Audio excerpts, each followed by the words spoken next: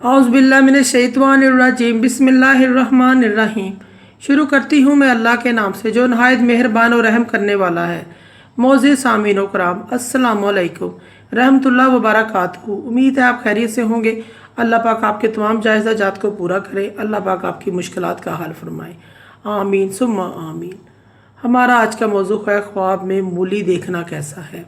इसकी मुख्तलिफ सूरतें हैं और मुख्तलिफ ताबीरें हैं जो इस वीडियो में बयान की जाएंगी।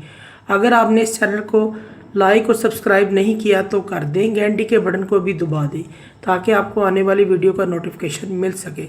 अगर आप ख्वाबों की सच्ची ताबीर जानना चाहते हैं तो वीडियो को आखिर तक लाजमी देखें। ख्वाब के अंदर मूली देखना कैसा है। हज़रत इब्राहिम करमानी रहमतुल्लाह फरमाते हैं, ख्वाब के अंदर मूली का देखना और खाना दुख तकलीफ़ गम की अलामत है। अगर कोई ख्वाब में देखे कि उसने मूली खाई है, जिस कदर उसने मूली मिकदार में खाई है उसे उस मिकदार में रंजो गम तकलीफ़ उठानी पड़ेगी।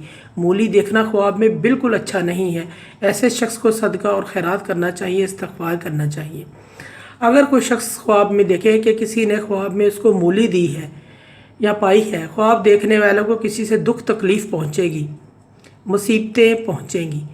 और अगर उसने किसी को मूली दी है, साहिब ख्वाब ने मूली अपने घर से बाहर फेंक दी है, ऐसा ख्वाब देखने वाला गम परेशानी से दूर होगा, गम परेशानी से निजात पाएगा और तकलीफ़ों से निजात पाएगा।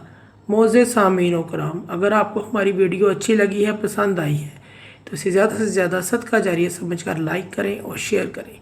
अल्लाह पाक आपके हामी नासिर हों। जज़ाकल्लाह।